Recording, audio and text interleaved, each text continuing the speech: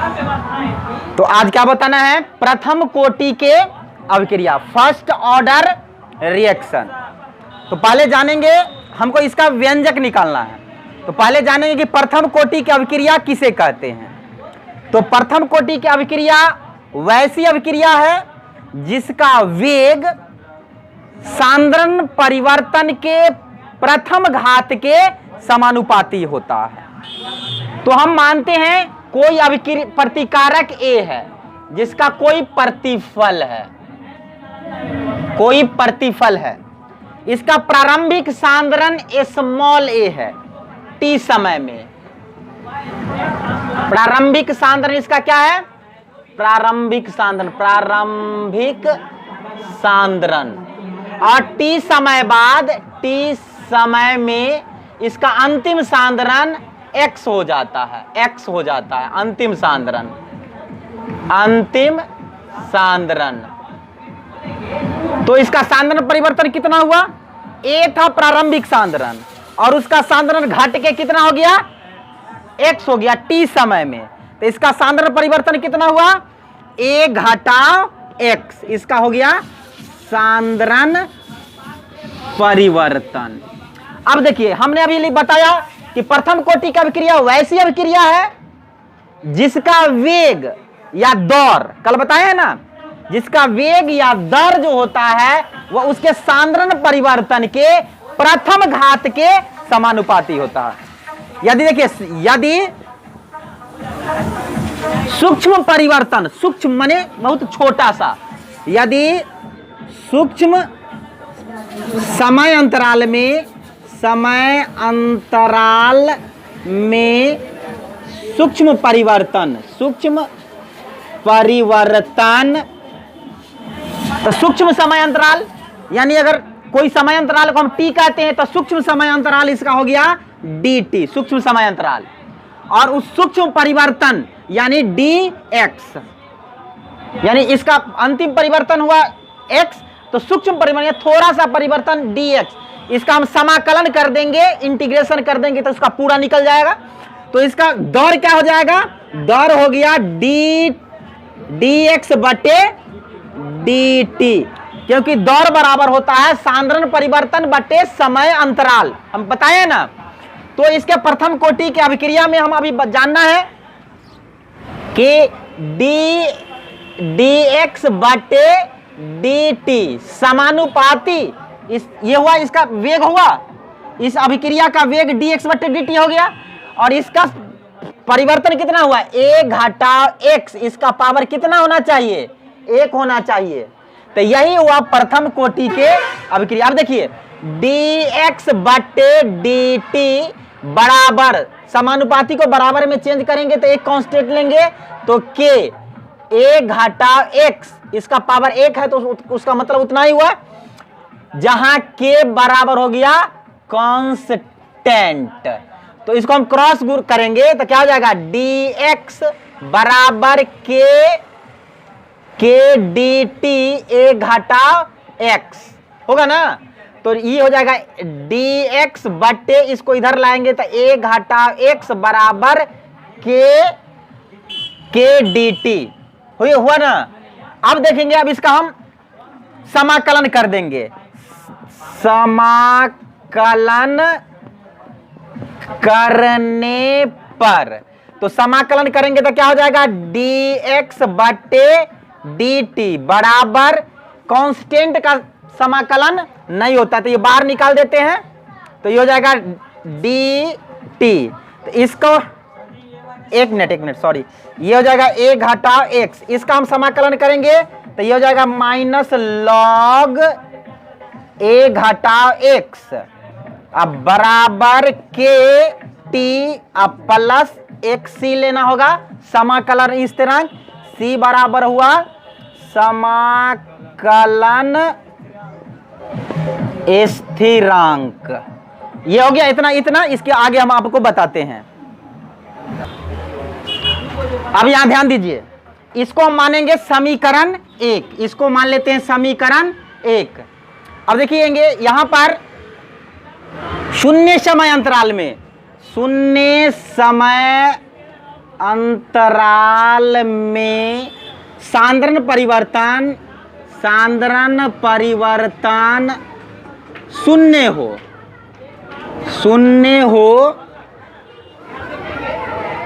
हो तो यदि t बराबर क्या हो जाएगा, शून्य, और सांद्रण परिवर्तन भी क्या हुआ, शून्य हो गया, यानी x बराबर भी क्या हो गया, 0 हो गया।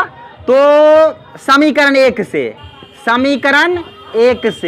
तो समीकरण एक कितना है, 1 मिनट, हाँ तो यहां पर ध्यान दीजिए, इसको क्या मानेंगे, समीकरण एक। तो शून्य समय अंतराल में सांद्रण परिवर्तन कितना हो, शून्य हो, तो t बराबर कितना हो गया, शून्य, और x का मान शून्य, सांद्रण परिवर्तन हुआ ही नहीं। तो समीकरण एक से ये समीकरण एक है, तो माइनस लॉग a घटाओ x है तो 0 होगा ना, बराबर k गुने t के जगह पर 0 जोड़ c, तो ये कितना हो जाएगा, माइनस लॉग a होगा, बराबर इस 0 हो गया, c हो गया। अब समीकरण एक में c का मान देने पर तो समीकरण एक है, तो माइनस लॉग a घटाओ x, अब बराबर के टी, जोड़ c है, c के जगह पर हम क्या डाल देंगे, माइनस लॉग a, ये हो जाएगा।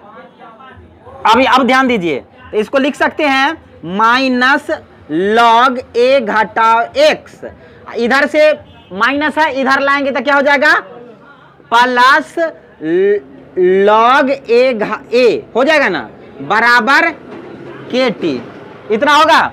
इसके बाद देखिए यहां पर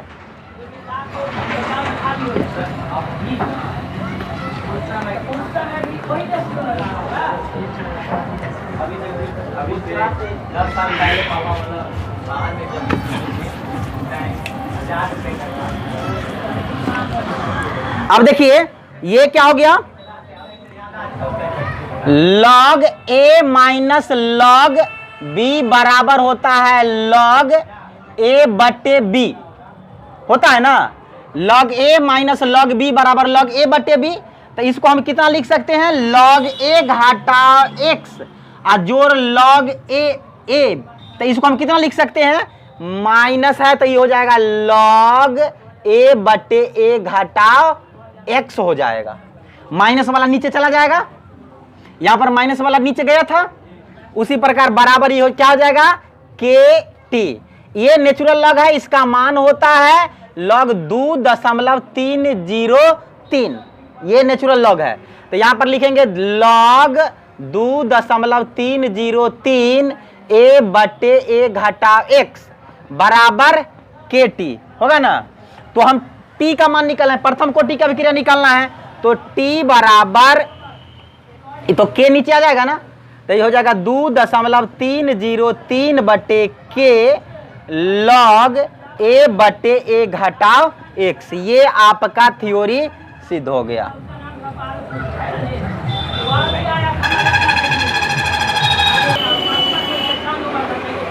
देखिए अब हमको क्या जानना है, अभिक्रिया की अर्ध आयु, हाफ लाइफ रिएक्शन, ये अर्ध आयु, इसके नाम में भी इसका परिभाषा छुपा हुआ है, यानी किसी भी अभिक्रिया को आधा 50% संपन्न होने में जो समय लगता है उसे अभिक्रिया की अर्ध आयु कहते हैं।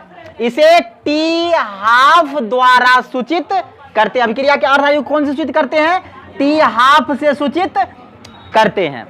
और इसका व्यंजक जो है हम प्रथम कोटि की अभिक्रिया से निकालेंगे। तो सबसे पहले देखेंगे यहां पर, माना कि यहां पर ध्यान देंगे, माना कि कोई अभिक्रिया जो है अपने आप में कितना प्रतिशत होता है, 100%। कोई भी चीज भी अपने आप में 100% होती है। जब उसको किसी दूसरे चीज से तुलना करते हैं तभी वह उससे 100 से बढ़ता है या घटता है। तो हम मानते हैं कि कोई भी अभिक्रिया का प्रारंभिक सांद्रण जो है कितना प्रतिशत है, 100% है। यानी प्रारंभिक सांद्रण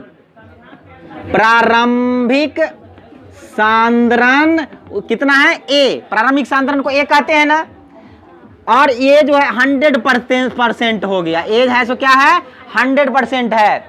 और इसका टी समय में, टी जो है प्रथम कोटि की अभिक्रिया है, तो अभिक्रिया के अर्ध आयु क्या हो गया? T half. टी हाफ समय में या जो है कितना हो गया? 50% हो गया, यानी x का मान कितना हो गया? a बटा 2 ना, a बटा 2 ना हो गया, आधा हो गया, यह अभिक्रिया की अर्ध आयु। तो इसका हमको निकालना है व्यंजक। तो प्रथम कोटि की अभिक्रिया से, प्रथम कोटि के अभिक्रिया से, तब प्रथम कोटि की अभिक्रिया T बराबर 2.303 बटे के लॉग a बटे a घटा कितना हो गया? x। अब देखिए तो t के जगह पर हम कितना लिखेंगे? t हाफ लिखेंगे, ये t के जगह पर लिखेंगे। t हाफ बराबर 2.303 बटे के लॉग a। a तो है सो अपने आप में कितना प्रतिशत है? 100% है, तो इसको हम a ही रहने देते हैं। तो a घटा कितना होगा? x के जगह पर कितना देंगे? a बटा 2 देंगे ना। तो ये इसको नीचा में एक छुपा हुआ रहता है, तो यह देखिए t हाफ बराबर 2.303 बटे के लॉग a बटे ये क्या जाएगा? 2 और 2a घटा a। आएगा कि नहीं आएगा? अब देखिए